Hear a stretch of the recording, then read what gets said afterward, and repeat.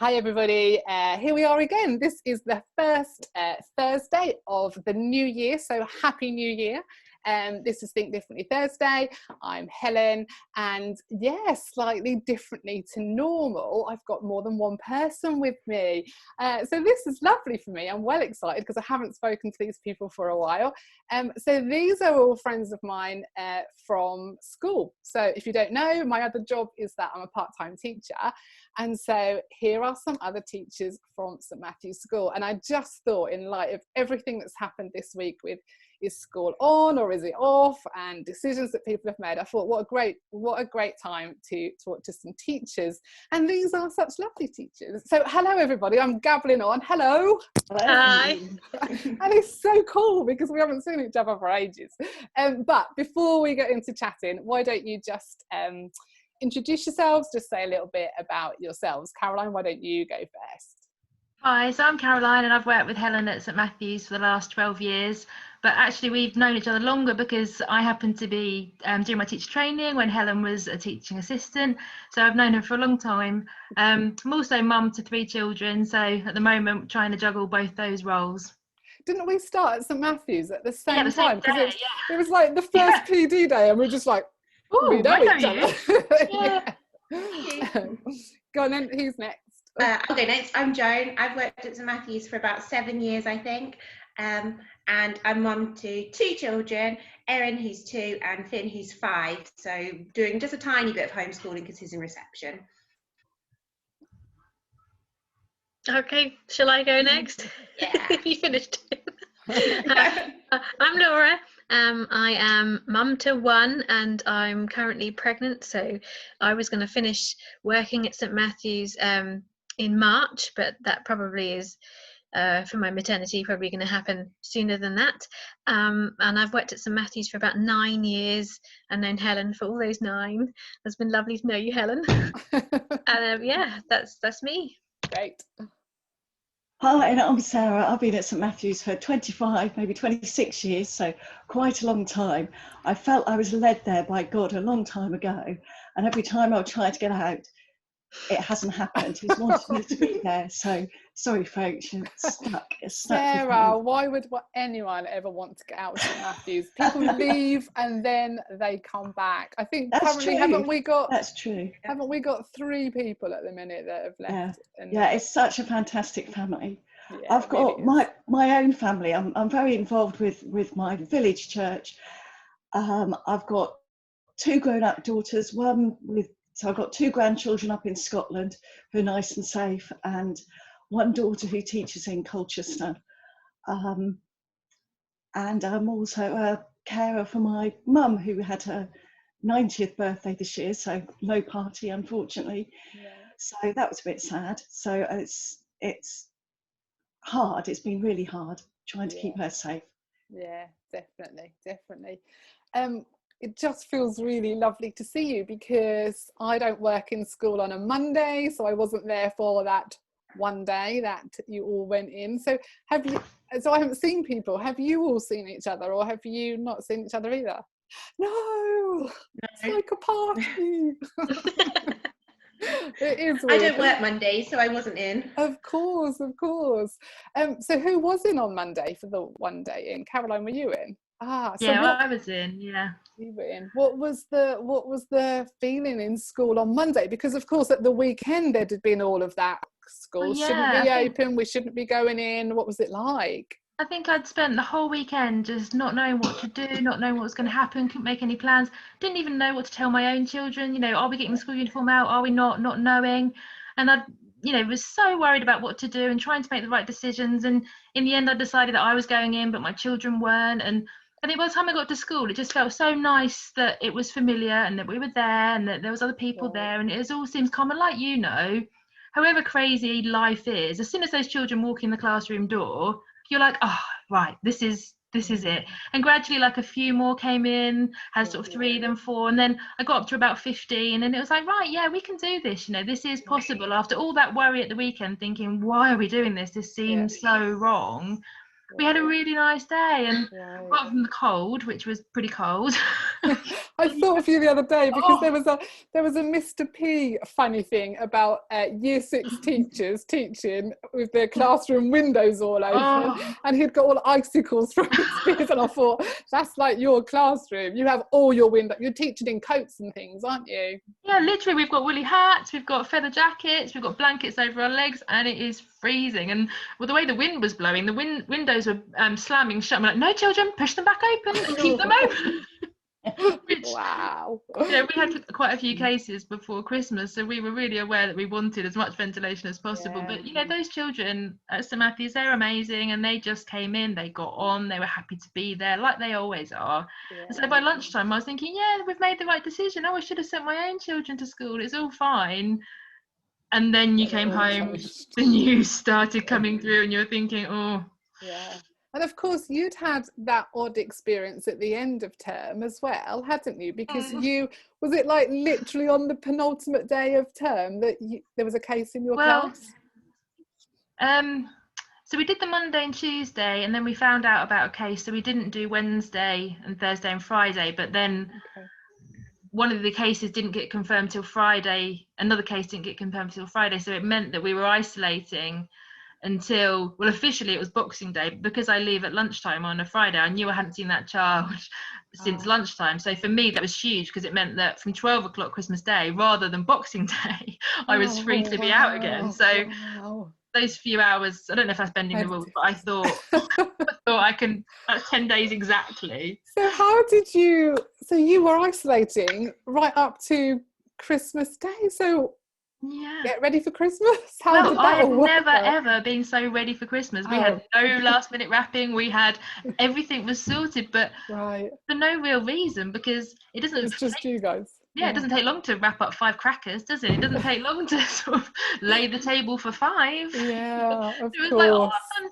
and with November lockdown, like all my presents were bought and wrapped, and we'd been delivering stuff, so I was like, we're gonna have such a lovely Christmas because we're all ready. But you realise Christmas isn't about being I didn't ready. wrap my Christmas presents by November. They were bought, but they weren't wrapped. So you realise that Christmas is about the people, it's not about the readiness, is it? Like, we just sort of reminds me of that year that the I think the boiler broke down at the end of term, and we had 2 days that we weren't expecting. That was my most organised Christmas. Everything got wrapped, and it was just like those bonus days. But really strange for you, and it must have been strange for you, Caroline, that you weren't like with your class as well at the. It was horrible. Like on Monday and Tuesday, we'd got all the work finished. We were like, all our topics were completed, our scrapbooks were completed for Helen, and all those things all tied up. We just had 3 days of craft and all the lovely things, and everything was ready. The room was decorated. And then because we found out so late on Tuesday night, we didn't even go back in. So going back on Monday, I still had like tinsel in my room and all this lovely stuff ready to go. And that is like the boiler year where everything was still in the classrooms when we went back. I think the end of term was really strange, wasn't it? Because we didn't do, well, all the things, the parties, the nativities, all the things that we would normally do that were quite Christmassy didn't happen. And I think even the term had been strange. I really noticed a different sense of community or not community, because, as adults, we're just not all coming together at all, are we? Because I don't belong to a class in the same way, it's a bit like, oh, where do I belong? But what do you think, Sarah? What do you think like that end of term experience was for kids in this sort of very different way that we're doing school, really? It was really hard because my class had been isolating for the 2 weeks before, and some of them had been isolating before that. So we hadn't all been together. So we had sort of 4 days to try and do all this learning and fit in Christmas, plus feeling terrified that, what was happening. So we, it was awful not having the normal Key Stage 1 nativities and the service in church and all those lovely things. And of course we had to stay in our bubble, so you didn't see other staff. And normally there's lots of fun and laughter and food and all sorts of things, but none of that happened. And the children were very down. There wasn't that same excitement that we'd normally have. So it it was sad. It was really sad. It was Yeah. very sad. I But the best thing was when the governors sent in Krispy Kreme donuts. I don't know if you, but that I was missed those. there were boxes everybody's of them, like- Laura. I know. I don't work Thursdays. everybody's excitement. Everybody was so happy. It was Yeah. a joyous moment. I did. I can't remember if it was in your class or whether it was in Beth's, but because I was doing the party in year 1, and I think, of course, party normally means people coming, doesn't it? Or at least all getting together in the hall. And I can't remember if it was your class or Beth's, but one of the children, halfway through my party, said, "When's the party starting?" Oh, this is it. Yeah, a really, really strange end to the year. And Joan, of course, you have had COVID. I think you were our first positive case, weren't you? Wasn't it right at the beginning of November? Yeah. So I think it was the first case. Yeah, and that was a bit shocking. I think that suddenly felt like this is really real. This is happening here. This is happening in our school. What was it like for you? I think that's how it was for me. It was really shocking to begin with. It didn't feel real when I got that result. I kept saying, "I'm positive. I can't believe it." Like, it's a positive result. And then you had symptoms, presumably, had you? Not really, not like classic COVID symptoms. I didn't feel very well at all, but I'd had a conversation like on the Friday at work, like, "Oh, I think I've got a really horrid cold," and we talked about how rubbish colds can make you feel, but you don't really moan about it because it's just a cold kind of thing. You have to crack on. And over the weekend, I'd done things and just felt really tired and achy and lethargic. And I spoke to my mum, and she's like, "Oh, you don't want to be a spreader. Like, you should have a test just to be sure." And I was certain I didn't have it, but I thought I should just to be careful, and did. And so I was really shocked.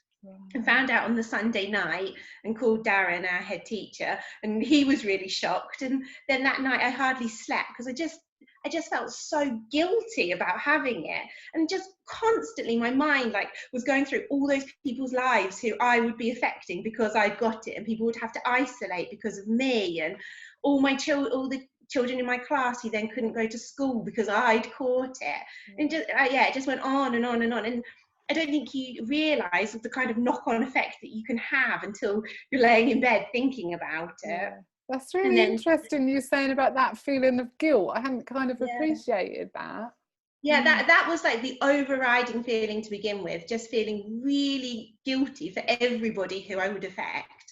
And not necessarily, I didn't necessarily think I'd given it to anybody else, because I had been really quite cautious not to be close to people, but I knew people would still have to isolate because they'd been in contact with me at all, like my class and things. And then the following day I found out my parents had got it as well, and then I just felt worried. My dad's 77 years old, and the whole time we were just paranoid that if he got it, it would be really bad news. But actually, as the time went on, it was all okay. Like, none of us felt great, but we were all right. And I've got 2 little children at home, and my partner was brilliant, but he's not the world's best child entertainer. So I'd go to bed for like a couple of hours just to try and like get some sleep, and then there'd be a small person crawl into bed with me. My 2-year-old Erin, she'd just say, "I'm poorly too," and then would come within a minute she was sat on my head or like climbing over me, or would appear with a story, or So recovery is tricky when you've got little children, but and how long did it? You've obviously recovered. How long did it take you to recover? I should think it took me 2 weeks to feel okay, and then the 3rd week I felt really tired still, but not too bad. But even now, I don't think my taste and smell is normal. Like, most things are fine, but like, for example, on New Year's Eve we had a curry, an Indian takeaway, and I said to Rob, my partner, I was like, "This isn't great, is it? It doesn't have a lot of taste." And he was like, "I don't know what you're talking about. It's delicious." And there wasn't a lot there for me. Right. Whereas you think a curry, that would be really simple, and it's really random, the stuff that I can't taste. Chocolate, there's very little, and I'll eat something and think, "Oh no, I still can't taste that something," but then something else is completely fine. Right. Oh, we are super glad that you are mostly better though, and back at school. It was like, it was worrying. I did feel like a celebrity as well for a bit, like when I came back. And of course we've had more cases since, haven't we, with teachers and TAs. It's just been little pockets here and there, hasn't it, since you really. I'm thinking back over like the weekend and what this last weekend was like for me, and so I guess you guys as well, just hearing from the unions and just listening to the news and having to kind of consider what my own personal action was going to be, and our head teacher had asked us, to let him know if we weren't going to work, and that's what the union was calling us to do. And I'm sure for everyone, for different reasons, that was difficult. Sarah, how did you make whatever decision you made about whether you were going to work or not, or work? Well, I in the end I decided I would not go to school, but that's after a lot of thought and talking to people. But basically it was down to the science and the numbers. And in our church we've lost a lot of our congregation. We've got 2 people in hospital at the moment. I could see that it was just getting closer. London was terrible. Essex was really difficult. It was getting closer. The figures for Baber were hard. I lived on the border of Suffolk and Essex. And just looking at the numbers and the discussions which had been had, for the government had been told close. Scotland had already decided to close before Christmas, so they knew, but it just felt so to the wire. And all the time I kept thinking, they're going to close. And I had different people contacting me. I don't know what to do. What should I do? Yeah. So, and I did think, I'm going to make a stand early and say I'm not going in. If that helps other people make a decision, well, I hope it would. Yeah. I just felt schools were not safe for all those children meeting, and especially our families and the way the school is set out. It's very difficult to keep a full school apart from each other. Yeah. So I just felt it wasn't safe to go in. Yeah. And from my parents, I think some of them were really glad I wasn't going in, because it meant they didn't have to make the decision not to send their child. The class was closed. So I had some positive, feedback saying I didn't want to send my child, but I'm glad you made that decision. So yeah. And what about for you, Laura? I guess it was a bit of a no-brainer for you. Or was it a hard decision? It was really hard actually, because Sunday morning I decided to go in because I just wanted to be with my class, and things were, I kind of put my head in the sand, I think, about how bad it actually was. I don't think I realised how bad things were. I was quite scared, and I'd planned to wear a mask, and I'd bought a mask with a see-through bit, and I was going to wear my visor and gloves if I could bear it, and I couldn't work out how it was going to work on Monday, sending the children home, being out with the parents. So I didn't quite know. And then on Sunday morning, I was watching church and doing the ironing at the same time, and Darren phoned me and said, our head said, there's other people that are saying they're not going to go in, and they're doing the union's advice. Does that change your decision? And that's when I thought, Darren doesn't normally phone me on a Sunday anyway, so perhaps it's a good idea to start thinking about maybe not going in. So I closed my class. I didn't go in, which I felt incredibly guilty for, because they've already been in a lockdown. I'm not going to be teaching from February half term. I've got one half term left, and this is it. This is the end of my teaching until this time next year when I go back to school. So yeah, it was that must feel bizarre. That must feel really strange. Yeah, I was very gutted about it. I was really cross about it. But then, I think then people started saying, well, I've been praying for you because for your safety, and I know my mum and my husband have been very worried about me being 28 weeks pregnant, and also with type 1 diabetes as well. And I think they were just worried about bringing things to me, and then I'm going out into the workplace, so they're very relieved, and lots of people have been praying. So My mum said, well, God's taken it that far that he's shut the whole country down for you, Laura. Yeah, and then of course Monday night happened, and I think it was shocking, wasn't it? We must have all been listening at 8 o'clock and just kind of went, tomorrow? And I think Darren, our heads, like his first message back to us virtually said similar, didn't it? Tomorrow? Right. I'll get back to you all. I'll work this all out. And he has been, as always, really brilliant. Absolutely incredible. It really is, isn't it? So supportive of everybody's decision. Absolutely. Oh, yeah. Absolutely amazing. Yeah. And so, Caroline, what are going forward, what are the implications for you? Because as you said, you've got 3 children, 2 of them at school. So now you are doing homeschooling, I presume, and you are doing your online teaching. How's that working out? So I think the reality of it is that for the next however many weeks, you're just not good enough at anything that you're doing. Being a working mum, you go to work and you give work everything, don't you? And you try and be professional, and you try and have clean clothes on, and you try all those things. I can do this job, I'm fine. And you go home and you sort of pretend that you weren't at work, and you've made the house nice and you've done the dinner, and then suddenly with this homeschooling, it all falls apart, doesn't it? Because you are trying to still be professional, you're trying to give your class everything that they deserve, but you've also got these little people that just want you to be how you normally are at home, and so those lines are so blurred, and it's I think it must be incredibly hard. I remember in lockdown last time, really quickly having to rein in some of the things that I was saying, because I haven't got little children at home, and so actually working from home and not having to do a journey into work, in some ways for me my life became a little easier.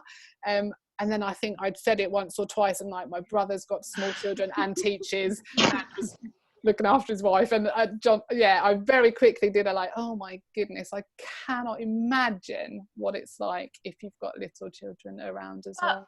But on the other hand, it is a bit of a gift as well, isn't it? Time. You've suddenly been given the time to sit with your own child. As a teacher, we're all committed, we all love our class and we do everything we can, but sometimes you think, I wish I could give my own child what I'm giving this child at school.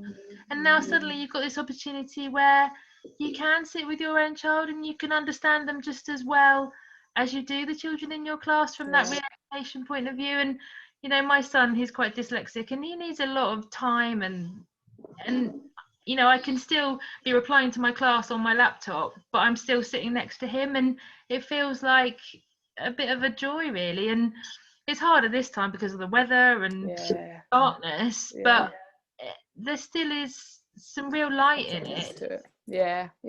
People often say to me, gosh, it's boring, isn't it? Like, we're just stuck at home. I think, I don't have time to be bored. No time for boredom. There's so much to do always. And I think that helps as well. You don't have time to sit and think, what shall I do now? Because there's always somebody who wants you to do something. I think the annoying thing last time for parents of young children was people probably like me who did some projects, got on with some decorating and that sort of thing, and I realised cleared out the loft and those sorts of things. I'm just keeping quiet this time. Caroline, what would you say to parents? I think that's been really helpful, you kind of saying that there's that tension, but there's those positives. And I think last time particularly, parents were really stressed by it. I think they felt that there was a bar and they'd got to reach it, and people set up timetables of what they were doing with their children, and I think everyone does what works for them. But if you had to give a bit of advice as a mum and a teacher, what would you say to parents that now are finding themselves with their kids at home and homeschooling? I think there's 2 sort of things I would say. The first thing I would say is that we grew up with that tough love type generation, didn't we? And our parents were a bit more mean to us, so I think it's okay to say to your child, okay, this is a bit boring, but we are still doing it. We're going to finish this sheet, or and that's okay. But also, on the other hand, we are in extraordinary times, and when I think back to the first lockdown, my children don't remember that I was a bit grumpy with them and I made them finish all those questions. What they remember is all those memory making things that we did in between.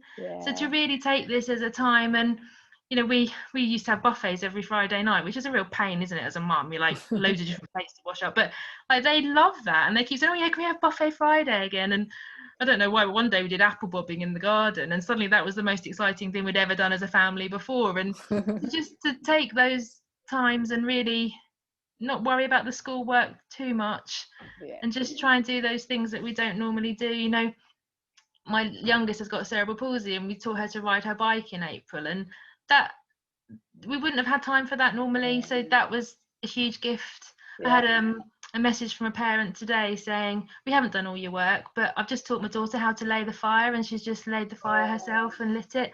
You think, well, I said to her, well, I remember my dad teaching me that, and it had to be 6 pieces of newspaper, and it had to be 6 pieces of kindling, and that's what I still do when I light the fire every day. So she's going to remember that lesson from her mum much more than my lesson on definitely.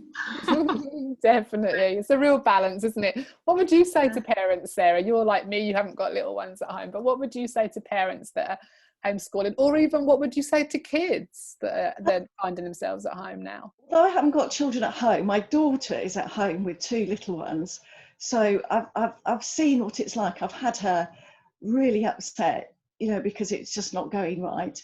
She's done a fantastic job, but it was hard, I think, when you've got a very little one who he was just running around and couldn't understand that he couldn't have mummy's time because she was trying to help the older sister.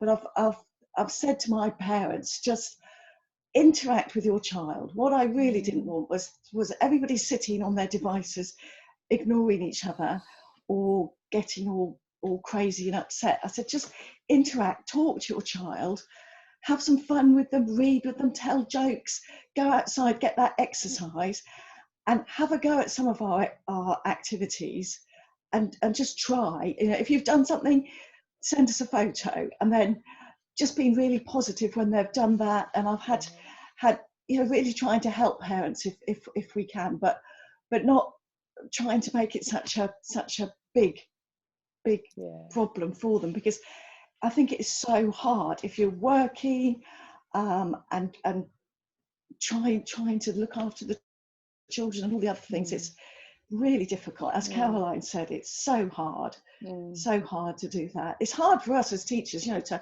find all these activities and find things that they can do, but knowing that the parents they're not being trained, they're not professionals to do this, and I think lots of them were really anxious that they weren't doing the right thing, and they just wanted to do the right thing for them. So in this time yesterday, I sent a message and saying, we're going to try our best, we're going to work through this together, and I said, because St Matthew's is a Christian school, we're praying for you, we'll do everything we can to help you. And I just hope, and I know lots of parents do contact and get help, but I just feel we just need to keep praying for all of our families, all of our churches and the families at school, to help them get through this. Yeah, I think there's still an element of shock, isn't there, that we're actually still experiencing this. So this is still going on. When we had this back in March, I don't think we thought we were going to be doing it again like this at this time of year, did we? I think it's still shocking. Do you think, Joan, I was going to ask you, do you think that we will be seeing the long-term consequences of this experience that children are having? Do you think we'll be seeing this for a long time to come? Well, I think it depends on the children's experiences, doesn't it? Like, for some children, it's going to have been an amazing time and will probably have had a really positive impact on them, and will continue to have a really positive impact on them going forwards. And then for some children, both sort of emotionally, mentally and academically, will have a really negative impact. And it all just kind of depends on what their life has been like during it. And I think it links into what everybody said, doesn't it, about like parents trying not to make it too stressful at home. If it's really hard, just try and have the best experiences that you can. And the education, we know as teachers that the children are going to have missed things, and we're going to be working our socks off when we go back to try and fill all those gaps. So it's just about trying to make everything else as positive as possible, isn't it? Yeah, so that there isn't a long-term impact. Yeah, and I think you're so right. I think all the children are experiencing this same thing, but actually their influences and the factors surrounding their lives vary, don't they? So it will be different for different children. Do you think it's harder Sorry. I was going to say, on Monday when I told my son that he wasn't going back to school, he said, "Yes, I love time at home with you." But then I should imagine for some children that wasn't their response. And then actually after a little while he said, "Oh, this is kind of happy and sad," and then thought about the fact that he wouldn't see his friends and things. But there would have been some children who would have been devastated at the fact that they wouldn't go back. And there's just such a roller coaster of different experiences. Well, we sort of know that, without COVID, when kids come back after a summer holiday, don't we? We know that there's some children that could have carried on that holiday and were having a ball and had wonderful experiences for 6 weeks, and some children can't wait to get back for some stability and some friendship and security that school offers. So it's that kind of accentuated as well, isn't it? Yeah, definitely. Do you think it's harder this time, Laura, for kids? Do you think mental health is an issue? I think it will be harder this time because they've got to deal with it again. I think this first week is probably going to be, I've got to deal with this again. But actually, I found that my class, because we did loads of talking about it, and I was quite open with them about everything, and not trying to scare them or anything, but if they wanted to talk about it, we talked about it. We stopped the maths lesson to talk about the new variant and all of that lot. So hopefully, they know that I'm here at the end of a computer and I'm trying, to try and be their constant as they usually were, as I usually was. But I think, I think Joan has hit it on the head, really. It does depend what experience they've had at home. And, for parents not to beat themselves up that they're not getting all that work done that we're having to set, that we're giving them. It's just pick and choose what you want and try your best. And that's all we can ask for, I think. When we go back, we've just got to allow space and time to talk about our experiences, to let them know that we're still here, to be honest with them and they can be honest with us, I think. Yeah, definitely. I guess we keep talking about online teaching and the provision that we're making for kids at home, but people listening might not necessarily, particularly if they haven't got children in education at the moment, they might not really know what it is that we're doing. So Caroline, particularly like for you're a year 6 teacher, that kind of crucial year in primary school, what are you doing? What does it look like for the children at home from what you're giving them to do or to be part of?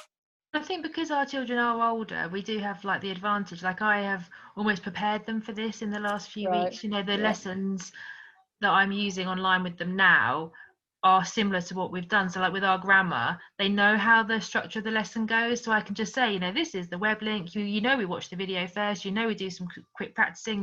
We then produce our piece of writing. So, and again with maths, we've sort of set them up for this. But they're expected to do a piece of writing, a piece of maths, and another subject. And because like we're saying, some children have done that all by 11 o'clock, we are sending extra stuff for those children on top of that. So it's really about just catering to their needs. Some of my children really just want to chat with me throughout the day, and I get messages and pictures of what they're up to, and we just respond to those. So I think we are trying to tailor it to every different child, and knowing, because we know our children so well, we know what they want. Yeah, great. Hopefully we're doing that. Imagine if we weren't living in this kind of digital age and we weren't being able to just wouldn't be able to do it, would we? Incredible. No. They must feel like you're right there on tap for them. But on the other hand, some of the parents just don't want all this crazy stuff that we're sending. They just want a workbook and they want some pieces of paper that they can do with their children. So I think it's a double-edged sword, isn't it? I've had some parents say, look, this is just blowing our mind. Please, can we have some worksheets? We just need this to be more straightforward for our family. And that's fine, isn't it? That's all manageable. Yeah, definitely. We just need the parents to tell us. It's really hard for us to sit at home, you know, like we know what our family's like, but we don't know what other people's family's like. Parents need to tell us what they want so that we can try and fill these needs. Yeah, with 30 children, 30 different children. Sarah, what about Key Stage 1? So I guess, like Caroline's saying, those children are older in year 6 and they've kind of got an understanding of what those lessons are going to look like. What about you guys? What sort of things are you doing? Yeah, it's really hard because in year 1 you're still showing everything so practical and doing things, and you have to do things, and you see where they're going wrong and correct them straight away. So it's very tricky. I try and set activities which will use their toys, so they can do things with toys, art things, counting things, shape things, all sorts of things, and lots of art activities, and we'll show them. We're just starting to try and do more videos and talking to them. So for me, this is a bit of a learning curve. It's really hard.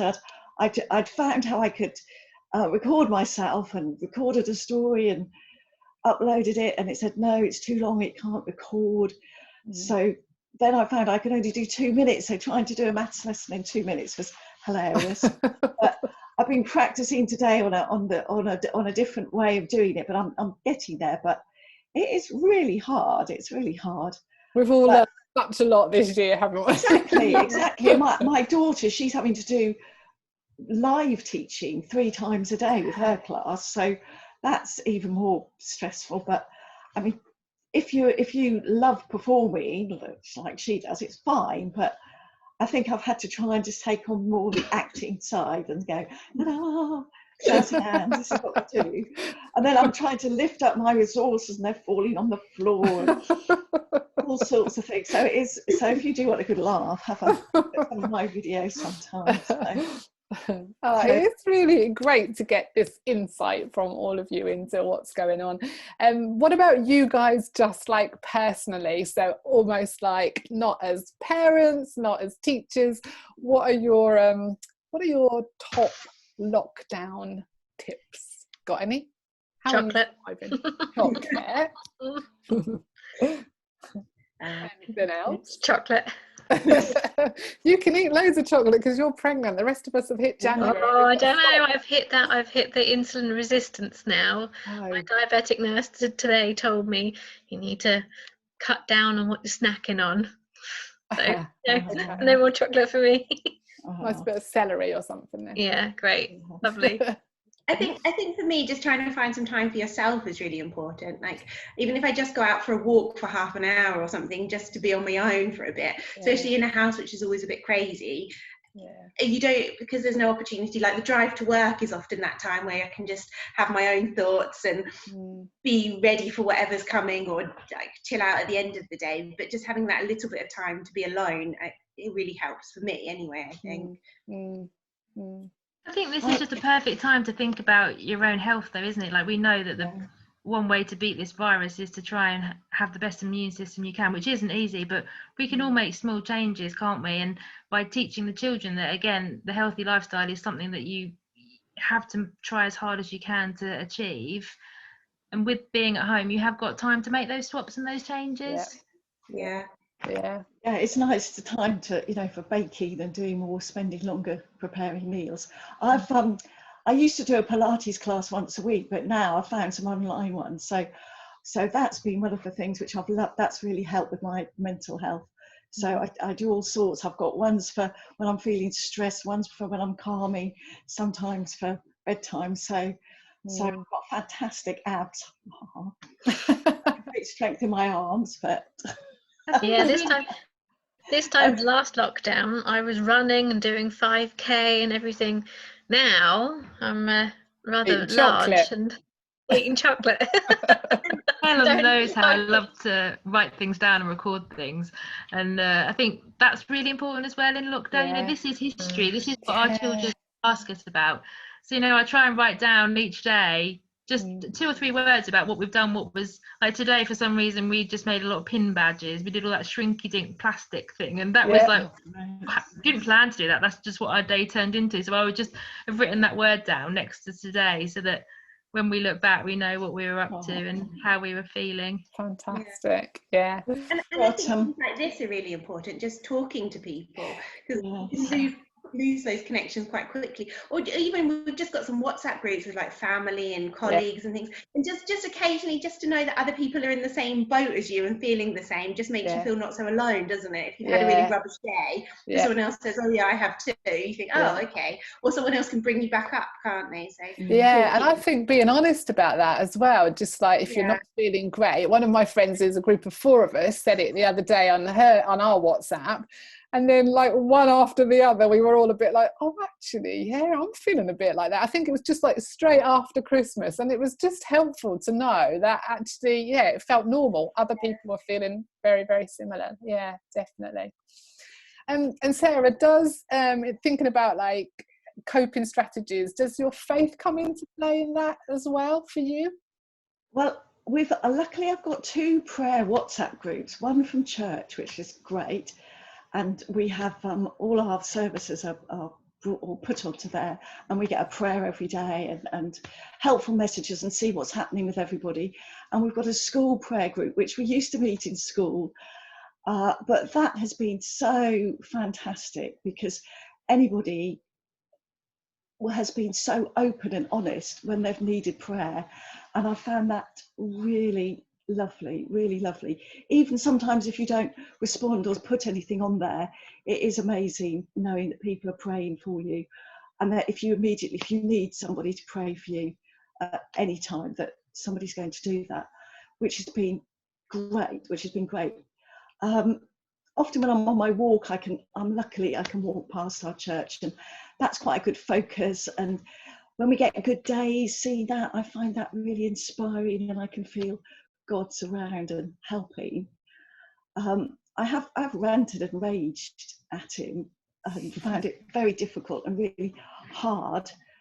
And then somebody will say something where they've found something which has been good about it, and how it has helped us think about our faith, or it's helped lots of people have thought about faith who maybe wouldn't have before. So I think that's been sorry to interrupt. I just find it really hard not being in the physical church and seeing people and that community, all those people who you know and love so much. That's been really hard, especially as we've had, like I said before, we've had so many of our older folks have been ill, and we've had so many die. It's been awful. So it's really sad not to be with them. But I've lost my train of thought. I guess that's that feeling of community that people are missing in sorts of places, isn't it? I think I said earlier, I miss it in school, just that we don't all come together in the same way as we had previously, without kind of really thinking about it. We did, didn't we? Just in different parts of the school, people's classrooms, the hall. Community is such a big thing, isn't it? Yeah, and I think singing all those faith songs are fantastic. And when I'm with my mum on a Sunday, we'll watch the service, or we've watched your services at the Forge as well. And although she's, has Alzheimer's and can't remember many things, she still remembers all the hymns, and she'll always join in with the Lord's Prayer, and that's a real blessing. I find that's a lovely blessing for me, that she's still, that's still a rooted part of her. So that's a little part which is still normal. So wonderful. I think that sort of links to the last thing I was going to ask you guys, just like assuming that the vaccine is successful and we at some point in the future find ourselves back at something resembling what was normal, what are you looking forward to? What are you desperately looking forward to? That's easy. Mine is to go and see my grandchildren. Yeah. Just get them in my arms and hug them. Yeah. I think I'd be similar. Not that I've got grandchildren, but my brother's got little ones, and because my sister-in-law's been having chemo, they've been so careful about who they see. So just to see them and to cuddle them would be just amazing, really amazing. Yeah, I'm looking forward to being able to get together as a group, like to see more than one person at a time, and to just be able to behave normally amongst a group of people. And that would be do lovely. proper going out as well. Yeah. Not just And then going we go for out and walks. dance. Say this to my friends, we want to go out and like go somewhere and dance and feel like you're having a bit of a party. Yeah. You think of our end of term this year compared to last year. Last year, that last day we went out to dinner, didn't we? We went to the Panto, and then that next day we had Chris Evans in, didn't we? Could this year have been any more different? What are you looking forward to, Caroline? Oh, I just want to sit on my mum and dad's sofa and just not move for a long time and just soak them up and share food and have all the windows shut and just be with them. Just can't wait. Yeah. Rather than hovering on doorsteps, trying not to get too close and telling the kids, don't breathe, don't look at grandma while you're talking, look the other way. I think that's what I'm looking forward to, not feeling guilty about doing things. And are we allowed to go to Felixstowe and get on the beach, and are we allowed to do this? And I think that's what I'm looking forward to, having the freedom to say, right, we're going to go to Felixstowe, we're going to go to Granny and Granddad's, we're going to go and see friends, and just not worry about being close to people. It's horrible, isn't it? That's the bit I miss. Definitely. I feel really blessed that I got to know so much more about Suffolk this year. Like, I've been to places that I've never been to before, and it's been lovely. But I just can't wait to go to somewhere that's not Suffolk. Just to really explore somewhere where I might need a map to get there. Or